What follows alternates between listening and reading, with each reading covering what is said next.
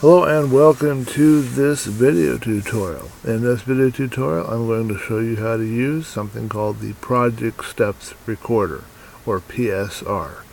It is a tool found starting in Windows 7 and continuing through Windows 8 and Windows 10 that allows the user to take little snapshots of the processes that happen as an error occurs. So this will work for an error that repeats. So if you open a program and you follow a certain process to open this program, and every time you follow this process an error message pops up, you would use Problem Steps Recorder to record the different steps up to the error and including the error screen. That would be the most important.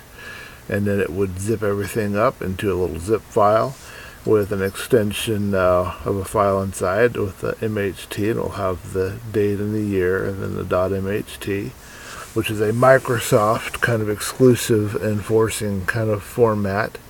You can view MHT apparently in Internet Explorer and in Microsoft Word. As I have neither of those things on this system, I am unable to view these, and we'll get into that a little more later. First, we're going to show you how to start that up.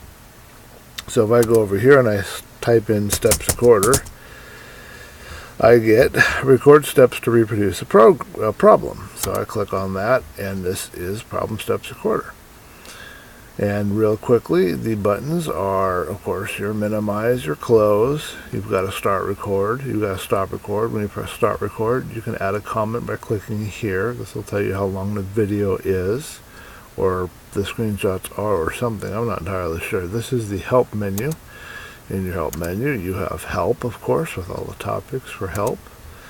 You have settings. You can change your output location and change how many screen captures you're going to share and whether or not you're going to enable screen capture. Here it's enabled. And then you can run as administrator, and once you have a report, you can send an email recipient, and you can find out about Problem Steps Recorder. Windows 8 and Windows 10 are a little bit different. When you record with this version, as I'll show you here in just a minute, you will just get a box that wants you to name your zip file. But if you use Windows 8 or 10, I'm assuming it's Windows 8 as well as Windows 10, you will get a little dialog, and it'll give you a couple of options. You can view the what you did as a slideshow, and you can do some other things to check what you have recorded. So the tool becomes more advanced after Windows 7. As I am on Windows 7, I can only show you what the tool will do on my computer. So let us show how to use this. I'm going to double click on this problem, and I get an error. This isn't really an error box. This is just telling me that Windows can't open the file. Well, I want to send this to someone over at Microsoft Support and say, hey, why can't I open this file? Of course, I already know why I can't open this file. This is just a hypothetical situation. I'll press start record, and I'll say, okay, so here are my steps. I went to this window. I have this file here. You see a little red dot that shows up. It clicks on each thing that you click on, and that shows what's been recorded. And then I click here, and this shows the error, and I want to press cancel and stop record. Yeah, it does. It says how many seconds. Give it a name.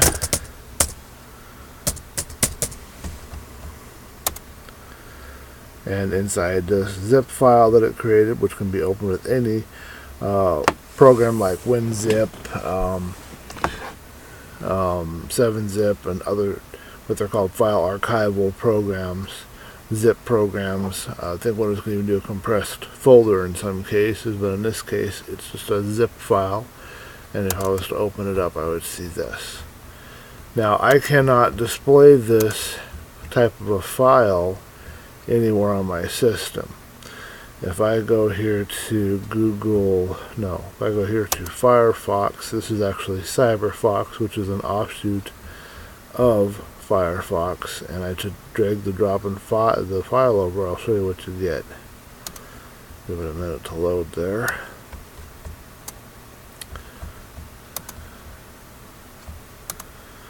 So they wanted me to verify that. So this is what you see, and obviously you can't make any use of that, and there's no screenshots that you can see. So that would be a very difficult way to go about this. The other way I could do it is I could go into OpenOffice text. I haven't tried LibreOffice, it might be different.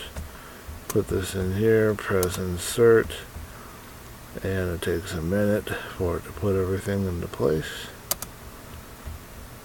And what I see is a bunch of gobbledygook. So to be able to see the file after you're done is going to be kind of tricky, and I don't think there's really a good way to do it on Windows 7 unless you have Internet Explorer or Microsoft Office Word. And you can test those out for yourself and see.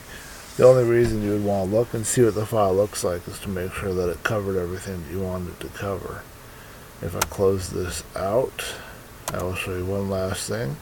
I did find a program called Turgs MHT Viewer, and this program will allow you to open up the files, but it still doesn't really display it very well, and it doesn't show the images as you would expect. But this is the best program that I found. There are other programs that are bumping around on the internet, but they're like 10 megs or more, which gives me a suspicion that it is a virus. This is showing it in a slideshow view. A file that can be affected with a virus. A program like this that's supposed to be able to view a particular kind of file should never be over 5 megs in size, even for a 64-bit version. So that's one way to kind of test. So the one that's floating around that's 10 megs in size, try to avoid that. And that is all I really have to tell you about this tool. If you have any questions, feel free to comment. I have shown you how to start Windows Step Recorder in Windows 7. I've showed you how to give a file a name after you're done recording your steps, and where it will save. It saves it to the desktop. Unless you've set another location or point it to another location like I did here in this folder. And then you get this zip file, which you will now take to Microsoft Windows Support, probably support.microsoft.com, and you would use that to show the sequence of steps that you have gone over to have an error. This is something that would be replicable. It's something that happens every time you try to do it, or at least with a fair regularly. It wouldn't work for something that just had an error for one time it showed up. You have to have something that you can reproduce. And this would give the technician the information, and then they would be able to better assist you. I would recommend trying something like Open Broadcaster, which is what I'm making this video with, and using that to record a video instead. I think that'd be a much better process. And another alternative would be to use the snipping tool to take screenshots and to build your own document. And I think that would be the second best process. Just taking screenshots of each window as you go through until the error shows up. I hope this tutorial has been helpful. If there's anything you need added to it, please be sure to leave a comment below, and I will look into it. Thank you.